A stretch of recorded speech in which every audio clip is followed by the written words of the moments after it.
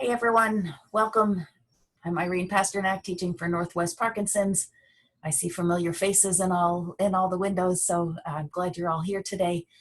Today we're going to work on a lesson that is related to sleeping, but it also does good things for your walking and your balance. And we just finished the breakout rooms where you chatted with each other about strategies for sleeping. And I'd love to hear if somebody else in your group shared something that was novel to you, of like, whoa, I hadn't thought about that. Of what strategies you use when you're trying to fall asleep and get a good night's sleep. Let's just spend a minute hearing what you do.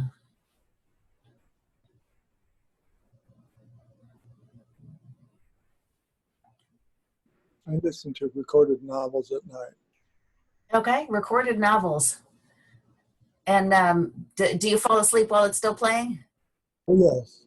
Yeah. I'm 15 minutes into a story before I'm out the light. It's a great strategy, because one of the things that keeps us awake is those inner voices in our head talking to us. And when you're listening to somebody else's voice, all the internal anxiety doesn't happen. Yeah. Somebody in our group suggested a glass of wine before bed. Okay, some people find that calms them down before bed. Any other strategies people use? I love a hot bath before bed. That usually gets me pretty sleepy. Hot bath slows your system down a little. I like to make sure that my temperature is right, that I'm not too hot.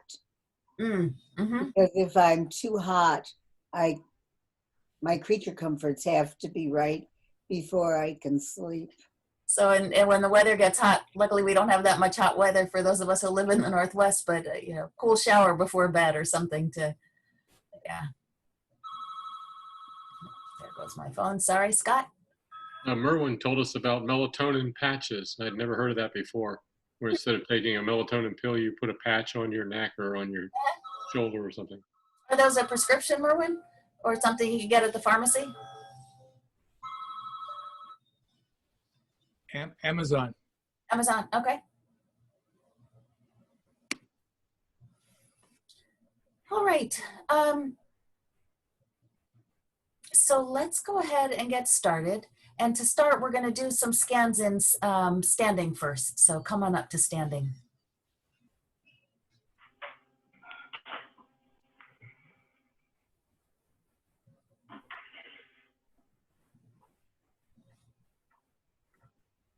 And as you stand up, if I said we were going to stand for this whole hour, where'd your attention go in your body with, uh-oh? Just notice if any parts are feeling a little tight or a little sore as you stand up. I see some feet. Okay. But each of us has our own spot that the attention goes to. And just check in with yourself. How's your energy level right now? How's your mood? Just observe kind of your baseline state. And then put your hands on your pelvis right at the top of your iliac crest. If you're looking at the screen, right on the top. One hand on each side, fingers facing forward. And choose one side and move it a little bit. So move your hip. You could rotate one hip forward and just feel, what does the other hip do? One goes forward, the other goes backward. Or you could take the other one forward, just to feel the relationship between the two sides. Now, how about if you lifted one hip? So if you rolled up to the front of your foot a little bit and lifted one hip, feel how the other one goes down a little bit. Okay. And then if you tip your hips, if you tip them forward, feel how if you think about tipping one side forward, the other side goes with it. You can tip your hips a little forward and backward by pulling in your belly and pushing out your belly. Okay. Now, what would your sit bones be doing while you tip the top of your hips forward and backward? Let's try to visualize, where are those sit bones when you're standing up? So if you think of your pelvis like a cell phone, if you tip the top of it forward, the bottom of it tips backward. If you tip the top of it backward, the bottom goes forward. So just the relationship between the top of your pelvis and the bottom. Okay. And then put your hands up high on your chest, right by your shoulders. And lift one shoulder up. And what happens to the other side? Feel how the other side goes down a little when you lift one side up. And take one shoulder backward. And what happens to the other one? Take one shoulder forward. What happens to the other one? Okay, good. And then before we get down on the ground, I want you to look at the skeleton up here. And if I put a wall next to it or the ground next to it, which bones are going to push into the surface you're on? Down at the hips, you can see that the scoopy part of your pelvis, the top here, might touch the ground. And then your greater trochanter, which is this lump on your femur, might touch the ground. But to up at your shoulder, in order to get your side on the ground, we're going to take your arm and it's just going to go forward in front of you, or you could put it under your head. But your head's pretty far from the ground when you're lying on the side. So I'd like you to look around your space and find something that you could pad this area between your head and the ground. So depending on how broad your shoulders are, is how thick a padding you need. Maybe a chair cushion, something firm is better, or a couch cushion. You could grab a couple of bath towels and fold them up, but just something so that there's padding under your head so your spine can stay in a straight line. But I can't hear you. I hear a question, but I see a question, but I can't hear it. This lying down, did you say? Yeah, we're going to lie down, but you need something to pad the distance between the floor and your head. Yeah, that looks good, what you've got. And then I'm going to want to be able to see you if I can when you're lying down, which might mean adjusting your laptop or iPad or camera to see the floor. And if you're on the floor, we're going to be on the floor for a while, and the floor is kind of hard. If you have a yoga mat, or you can be on a rug.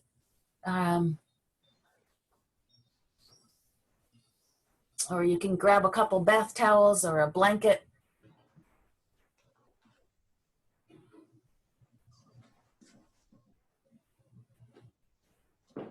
Or a gym mat. It's great seeing what everybody has and is doing.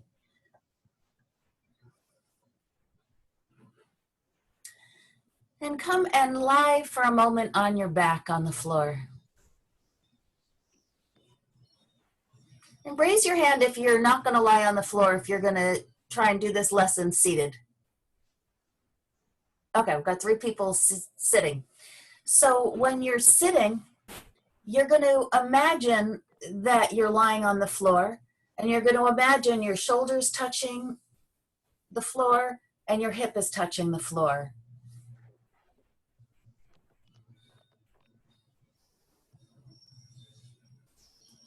But for those lying on the ground, we're going to do just a brief scan in lying on your back. Now, some people can lie on their back on the floor with their legs long, and it feels fine on their lower back and their feet, on their lower back. And some people, it's a little uncomfortable. If your low back is at all cranky, bend your knees and stand your feet. Everybody might try that position who's on the ground for a moment. of you've got some padding under your head, you bend your knees and put your feet flat on the floor. That's good. Some of you who are lying down, I can see parts of your body. It's fine. It's going to be hard for me to see your whole body, but if I can see your torso, that's the best. But we'll make it do with what we have. Okay. And just for those who are lying on the ground, check in with yourself and see, where do you press the hardest on the ground? How hard does the ground feel? Where are you lifted up off the ground a little bit? You might find your waist lifted up a little bit. If you were lying in the beach, in the sand, in Hawaii, on a lovely summer day, not too hot, not too cool, just right, what shape body print would you be making in the sand? Those of you who are sitting in your chair, just imagine you're lying in your bed, or your bed is a bed of sand, and what shape body print? Where is it deepest? Where do you barely touch? If you magically lifted off the sand, where would be the places that the sand is undisturbed? All right. And come and lie on your side. If you have glasses on, you're probably going to want to take the glasses off. Now, for those who are sitting up, another way to do this lesson is to stand up next to a wall. And that might, if you're good at imagining, sitting is going to work, and otherwise standing up and cozying right up to that wall so that the wall is against your shoulder and your hip will be the best. Okay, and when you're lying on your side, bend your knees and bring them up so your knees are pretty close to waist height. It's as if you're sitting in a chair, but you're lying on the ground. And as much as possible, have your top hip over your bottom hip. So notice where it is now. Is your top hip a little in front of your bottom hip? Or a little bit behind it? And adjust yourself so your lower leg can rest fully on the floor, and then the upper leg rests on it. Some people find that this is a little uncomfortable in their hip joints or their knees if you have bony legs, and you might want to put a couch cushion or a towel between your knees if that gets uncomfortable. Okay. This is our first lesson lying on the ground, so there's a little more time spent in how do we make this work for everybody. Now check in with your shoulders. Do you have one right above the other or one in front of the other? If you can, experiment with what does it take to get one shoulder right on top of the other. So it's kind of like there's a sandwich of plexiglass and you're the slice of cheese in the middle for your torso. All right. So this is perhaps similar to a position that you might sleep in. Sometimes people sleep all the way on their side, sometimes halfway. But we're going to do a lesson that is a good one to do if you're having trouble falling asleep, if you wake up in the middle of the night. So begin to take your top shoulder and move it a little bit backward, like the beginning to roll over towards your back. If you're on the wall, you can feel the shoulder just going back toward the wall behind you. If you're sitting, you could take your shoulder backward. Just choose one shoulder that's going to be your top side. And then bring it forward again. And do that a bunch of times. And notice, how do you do that? Usually in order to move, we have to find some support from the floor, from the surface we're lying on. And so from the floor, your couch, your mat, your wall, your imagination, where do you get the support to take that shoulder backward? And where do you get the support to bring it forward?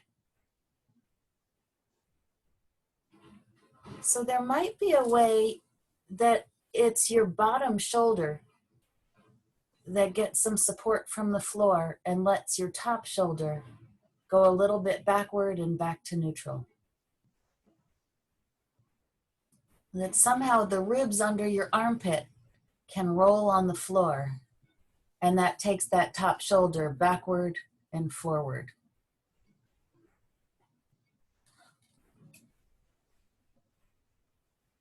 You could also think about just moving the top shoulder, and try that. If you move the top shoulder when it's not connected to the, you're not thinking about the bottom one, feel how much work that is compared to moving the bottom shoulder a little bit to move the top one. Let's play with that idea for a moment. Now, bring your top arm and let it sit on the floor in front of you. So the hand can just, the palm can be on the floor, the elbow up. And you can leave your hand there, and there's a way you can push with that hand on the floor, and that will take your top shoulder back a little bit. So your arm doesn't have to go back, but you can push into the floor, and that rolls you backward a little. And then you can roll back forward.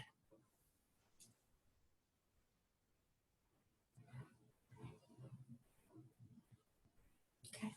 Now try and bring that top shoulder forward. How do you bring it forward? If you're sitting in the chair, you're just bringing one shoulder forward and noticing how when one goes forward, the other goes backward. So it's kind of like you're rolling over the ribs underneath your arm on the floor side, that your shoulder can go forward, or you grab the floor with those ribs and push, and your shoulder goes backward.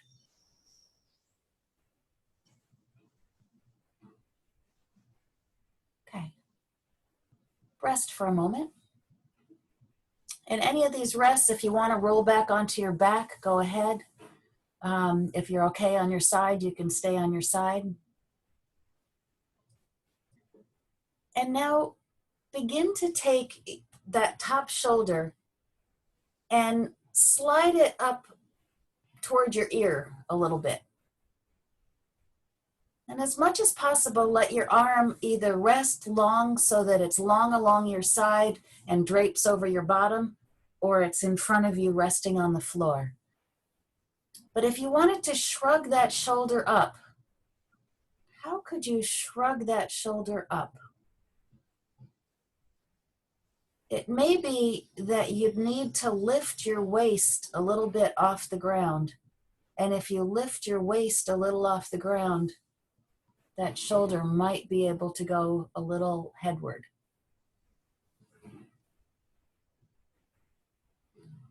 And if you wanted to slide your shoulder down a little, how could you slide that shoulder towards your hip?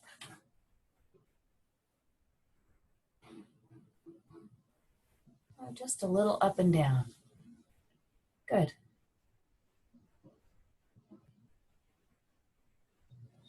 And now try making a circle with that shoulder. So it could go forward and towards your ear and backward and down and forward. Try the circle in that direction a few times and see, does it feel like a circle? Can you do it smoothly as you go around, or is it a little choppy? This is just our first approximation of making a circle with the shoulder.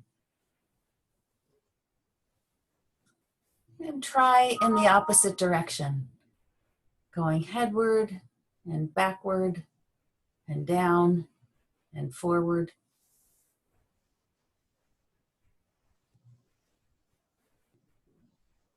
All right, let that go. Go ahead and if you're on the floor, roll over onto your back and rest on your back for a moment.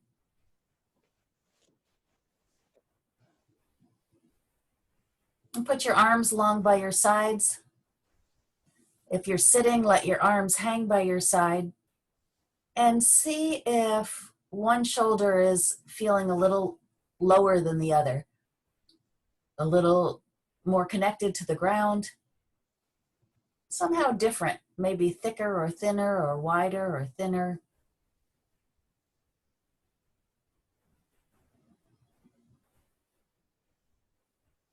And then roll back over onto your side.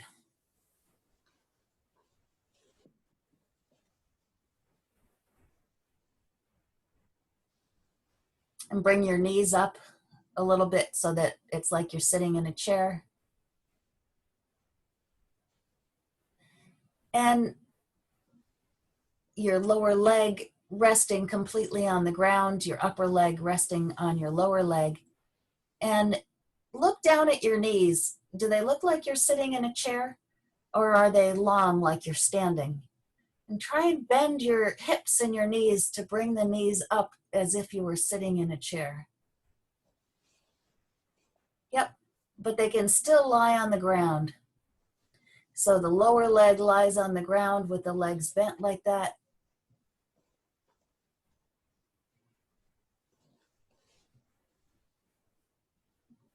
So, Rich, I'm looking at you for a sec. It looks like you've got a roller under your knee. Yeah, Yeah. Does it not feel good if you take that out? I think it's too big. Yeah, yeah, just like that. I think is going to be more comfortable for this next part of the lesson. Yep, I think you're right. Okay. So now begin to roll your whole self a little bit forward, just as if you were in the beginning of trying to roll to your belly. And feel as you do that how your top knee begins to slide a little forward on your bottom knee. So if you're sitting in a chair, this would be moving your sit bone one forward, one backward. And then your knees, if your legs are together, would slide along each other. So your top knee will end up sticking out a little bit in front of your bottom knee because the top of your hip moves a little forward. And then you could roll your torso backward a little as if you were just beginning to roll toward your back, and your top knee can slide on your bottom knee. So I want you just to find that sensation of one knee moving forward and back over the other knee. And you don't have to lift it, because lifting it is going to use more work than you need. Let it just rest on it and slide. Okay. So your top hip, let's just think about the top hip for a moment. It could roll a little forward or roll a little backward. In a chair, that's turning it a little forward or a little backward. Go back and forward and back with the top hip. It's going to mean your knee slides a little bit on your lower leg.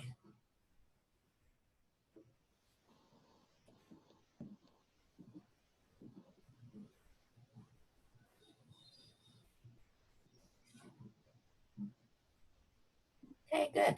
So forward and back with the hip. Sliding the knee is one way to think about doing it. And then the other is to think about the bones that are on the floor on that side of you. Just like you felt them in standing. If you take your, the side of your pelvis and the side of your thigh, your greater trochanter, they can grab the floor and tuck underneath yourself a little bit. And when they tuck underneath, your hip rolls backward. And if they grab the floor and push the other way, then your hip can roll forward. See if you can find the way that the floor supports you to roll your hip.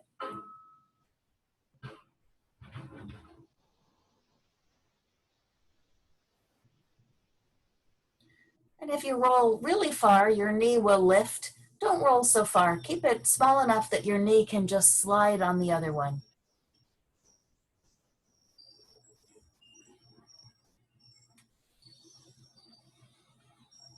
Okay.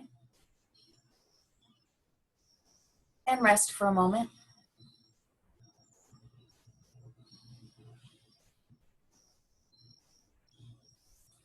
And now we're going to talk about how do you get your hip to go up and down in this position, headward and footward. So you could think headward is like carrying a bag of groceries on that hip. How could you hike that hip up a little bit? And for it to go up a little bit, your waist has to press down a little on the floor. So try pressing your waist down and see if that helps your hip go up a little bit, headward. So on the chair, that would be pressing your other sit bone down. If you press one sit bone down, the other one lifts up off the chair a little bit. And in sitting, it's a pressing your waist sideways is what helps lift that.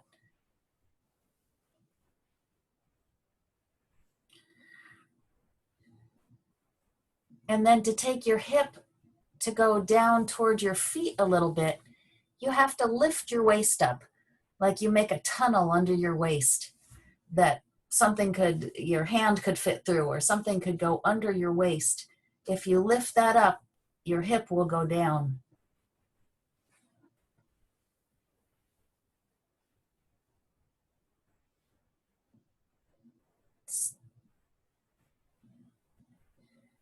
It's a strange thing to try to lift the waist. And when you lift the waist, you're making your body a curve. So it means your shoulders and your hips come a little toward each other on the floor. That distance shortens, and that's what lifts the hip up. So in sitting, you could put your hands on one side of your ribs and squeeze your pelvis, your fingertips on the top of your pelvis, your thumb on your ribs, and you squeeze that together, and your hip lifts up. All right. For some of you on the floor, this looks like it's being a little challenging to find. So let's try something. If you're comfortable, take your top arm and bring it up around your head so you can grab the other temple. So your hands around your head, and a few times lift your head like that. In sitting, that would be taking your elbow to the floor, and in lying, it's taking your elbow toward your hip. And feel how when you take your elbow towards your hip, that your hip can rise up to meet it a little bit, and your waist on the other side pushes out. That there's a interaction between lifting and when you lift your head, see if you can lift it all the way off the floor. And I see some people have given up on lying and are sitting, and I'm assuming you do that because it's not comfortable. So good job at listening to your own comfort and finding a way to do this that works. More important to play with the movements than it is to stay on the floor if it doesn't feel good. Okay, rest your arm, bring your arm down for a moment.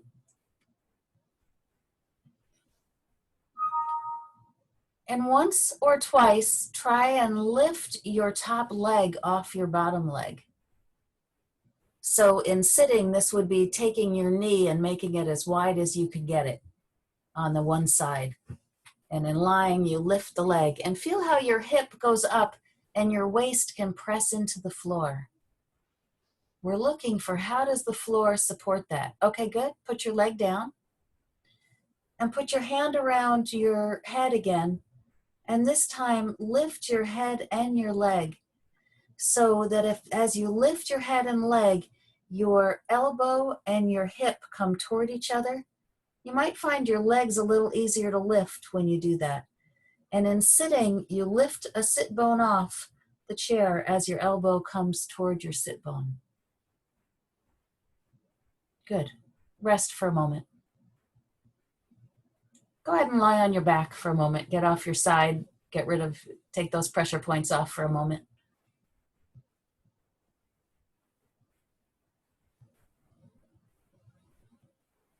And put your arms long by your sides and feel for differences left and right in your body. See if you're sitting, if one sit bone is resting more comfortably, If you're on the ground, if the ground has softened somehow so that one side of you is beginning to lie a little bit flatter on the ground. And roll back onto the same side.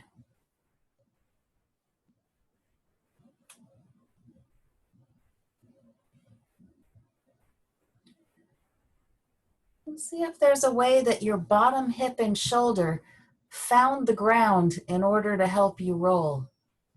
And if you wanted to roll back to your back, your bottom hip and shoulder could grab the ground and roll you to your back, or they could tuck under yourself and roll you to the front.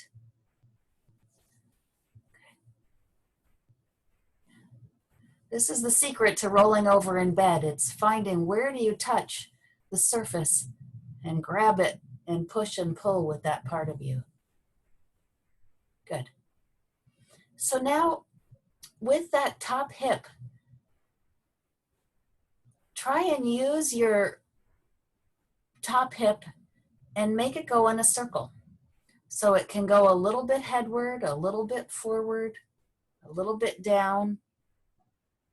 If you're sitting in a chair, you can do this one like we've done where we've sat on a book, or you could hang half your bottom off, off the chair so that your hip really can go in a full circle. So sitting, it's the half your bottom hanging off, and try and do a circle with your hip.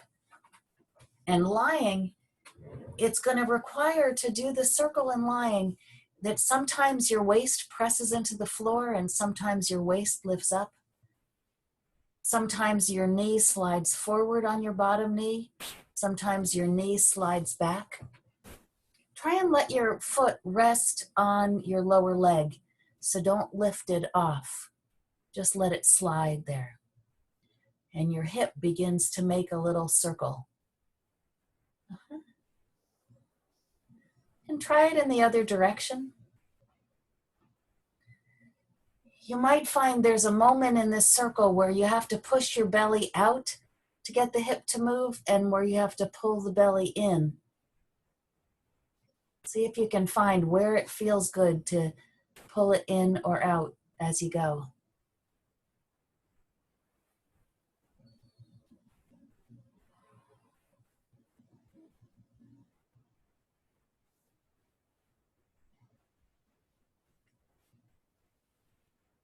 Okay. And then rest on your back for a moment, using your ribs and your hip to roll you onto your back.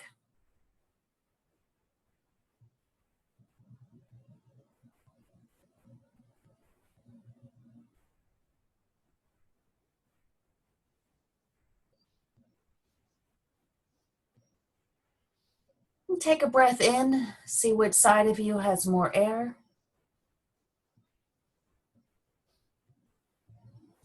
Which side does the breathing flower open first inside you? And then roll back to the same side. And you'll see, is it getting a little easier to roll? This idea of connecting with the floor and using where you're getting the support to roll.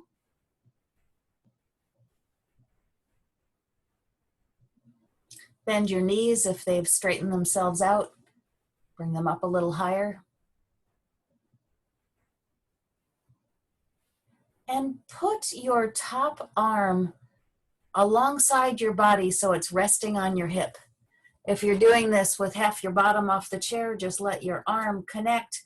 It kind of wraps around. You could even find your own sit bone with your hand behind you. And we're going to imagine that our shoulder and our hip are tied together, and lift them both headward and then send them both footward. So you're like a railroad car with two wheels and an iron bar connecting the two wheels, and both of the wheels go headward and both of the wheels then go footward.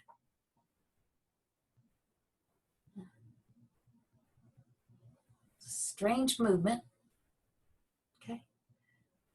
And then you could take both your shoulder and your hip and roll them forward a little bit. Just feel how your arm doesn't have to move to do that. Or you can roll your top shoulder and hip backward a little bit. Kind of moving with your torso as a log that way, rolling forward and back. Okay. So we have the 4 directions and we can make those into a circle. So now with your arm there, your hip and shoulder can both go headward and forward and footward and backward. Begin to play with making that circle of both your shoulder and your hip at the same time.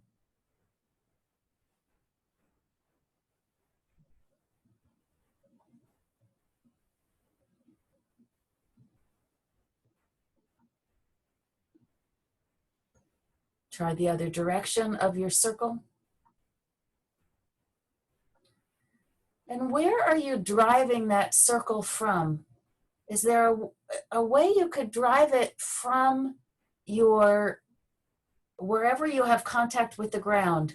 If you're lying, that would be driving it from your bottom hip and your bottom armpit ribs and shoulder. If you're sitting, you'd be driving it from your feet and your sit bones.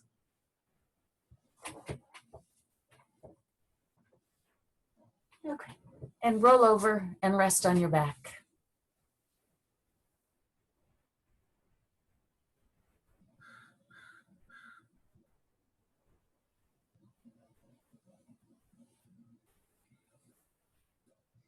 And just feel for differences left and right.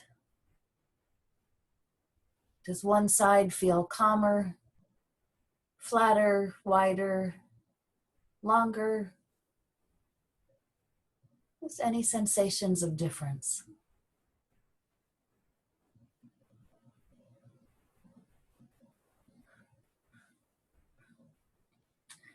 And roll back over onto the same side.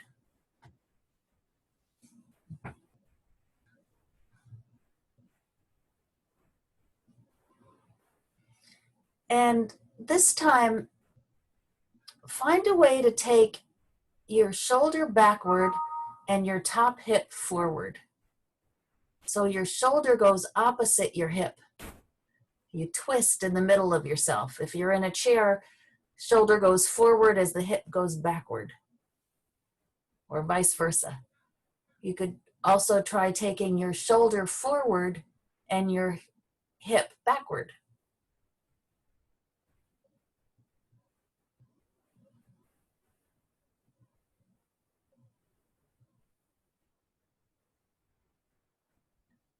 So the hip and the shoulder are going opposite. And it might be a little smaller motion than when you were taking them the same way.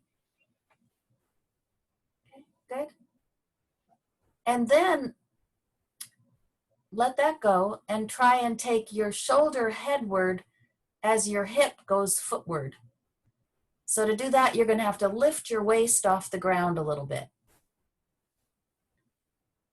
And then you can take your shoulder footward and your hip headward, so that they squeeze together and you press your waist down into the ground. In sitting, this is bringing your shoulder and your hip toward each other or apart from each other, which is going to be a motion of transferring your weight from sit bone to sit bone. Okay. So theoretically, it's possible to take your shoulder in one direction in a circle and your hip in the other direction in a circle.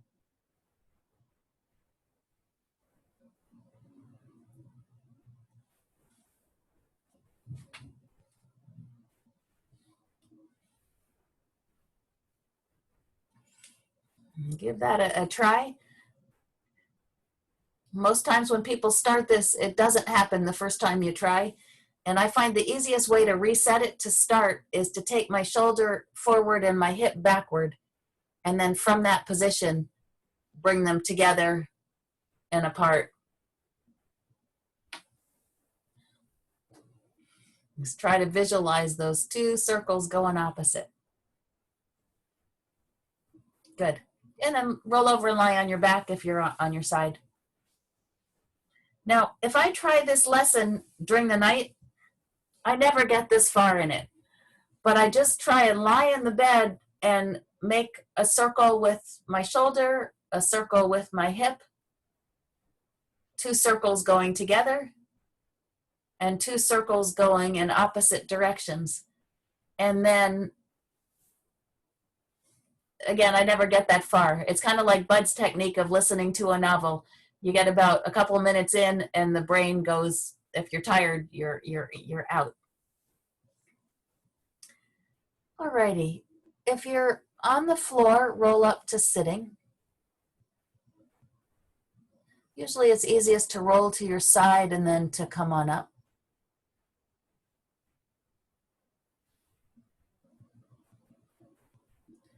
And then come on up to standing.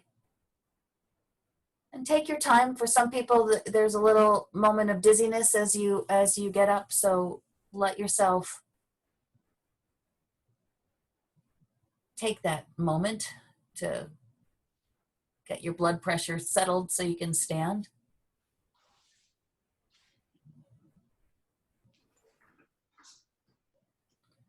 And just, if you're sitting, stand up.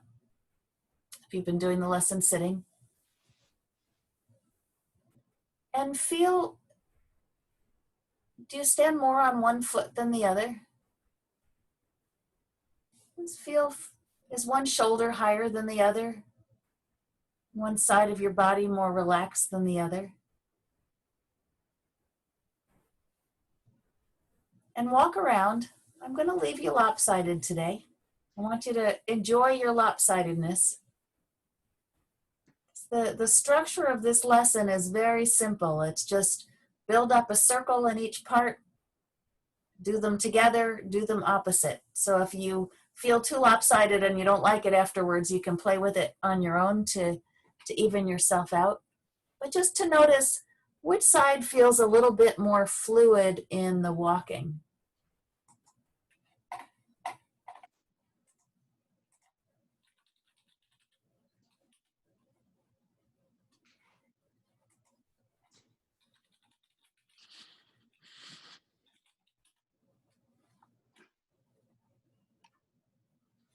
And then come and sit down in front of the computer because I want to talk for a couple minutes.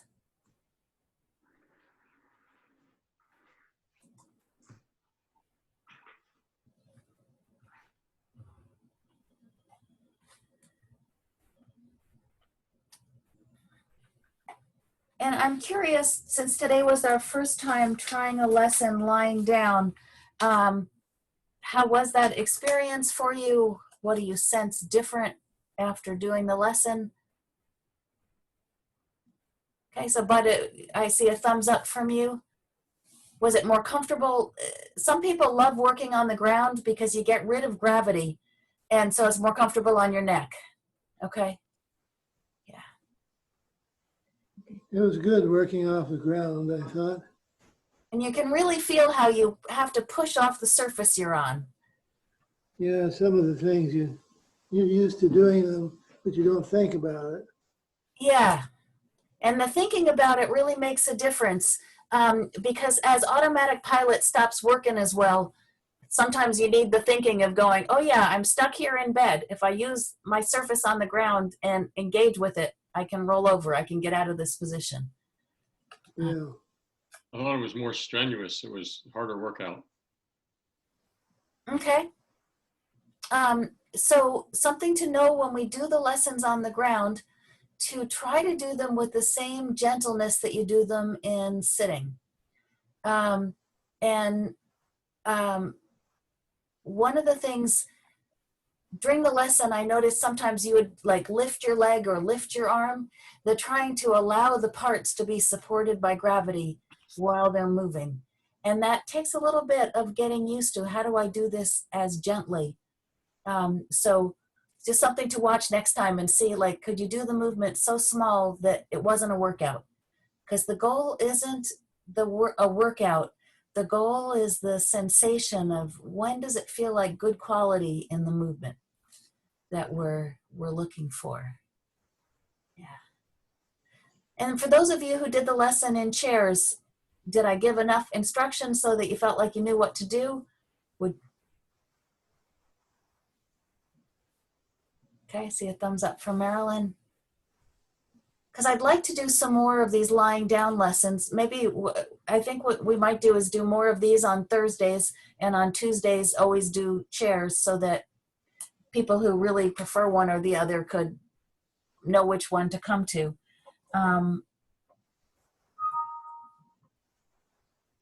I'd love it if this week you could play with this lesson and try it at night as you get into bed. You're lying on your side and you're building 1 circle, 2 circle, connect them, and connect them opposite. And see if it helps you fall asleep.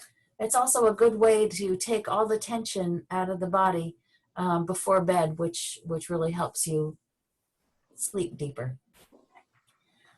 So you pull one circle toward the other circle, sort of? Yeah, it's like, well, I want to show you a little short video about a man who was born without legs and arms, and who competed in a bunch of marathons and Special Olympics. And we're going to watch him walking without legs, and you'll see how these circles go opposite directions in the body when we walk. So I'm going to start the video and share my, whoops, I got to share my screen. Okay, share. All right, so give me a thumbs up if you can see the video. Okay, good. So I'm going to start him walking. You can see how his shoulders go opposite, his hips go one forward, one backward.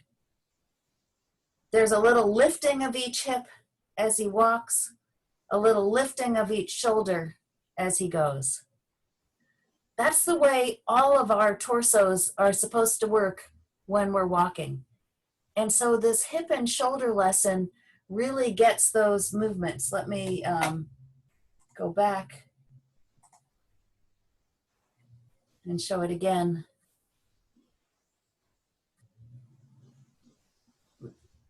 So we're looking for that motion of the hips going opposite the shoulders.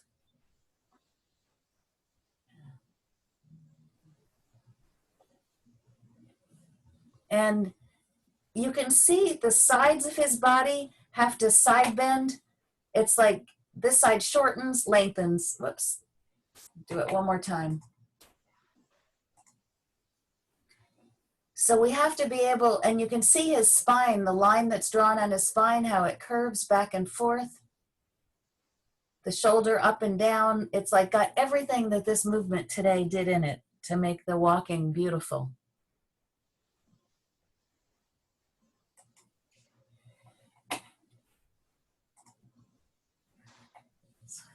Fascinating, isn't it, to see somebody with no legs be able to travel and walk. I'm working, yeah, I'm working with a girl with spinal bifida now, a 10-year-old, and getting those torso movements so that there's a possibility of her standing on her legs because she doesn't have feeling and sensation in the legs. But it's in all the lessons we're doing, that's my vision of where I'm trying to get your bodies to have this alternatingness, forward, backward, up, down, rotating.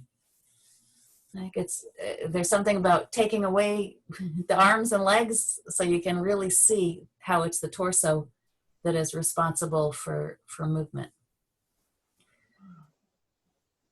So I'll leave you with that for today, and I'll see you all next Tuesday.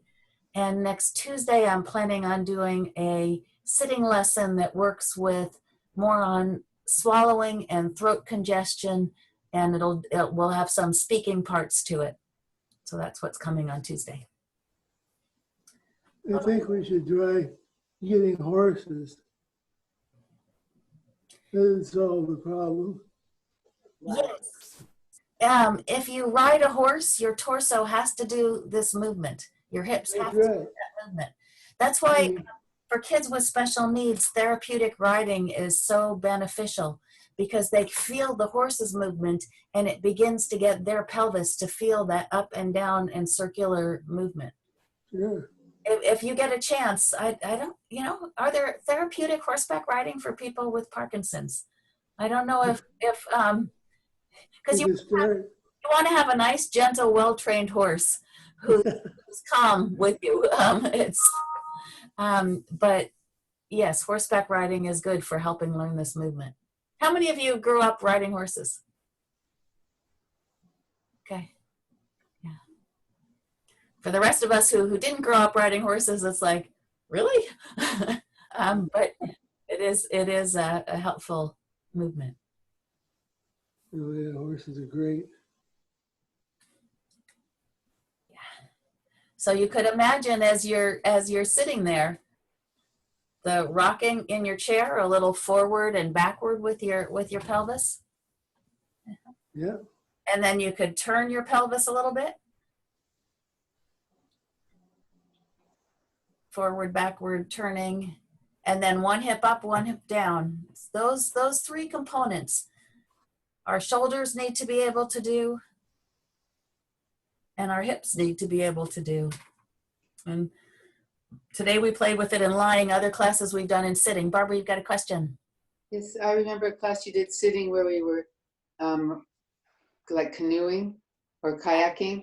And I use that when I'm walking, that image a lot. Oh, that's lovely. Yeah. So everybody put your hands on a kayak paddle. And when we have our hands on a kayak paddle, they're pretty wide.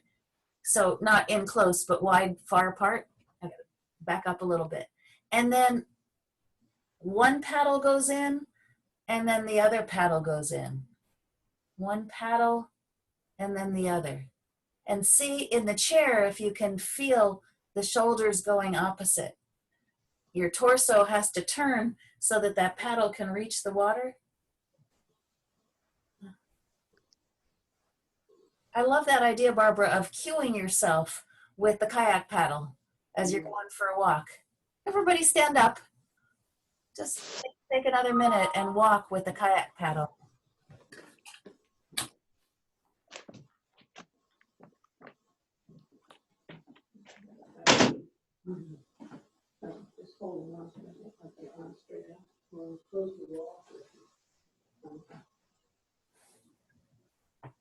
There's a timing of when do you step forward?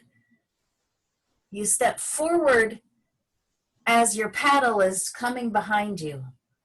And then you step forward as your paddle's going the other way. All right, I gotta make a lesson for this one. I'll come up with a lesson that makes it easier to walk with your kayak paddle. But just trying to get this motion integrated into the body in as many different ways as we can. All righty. See you all on Tuesday. Thank you. Thank you so much, Irene. See you next week.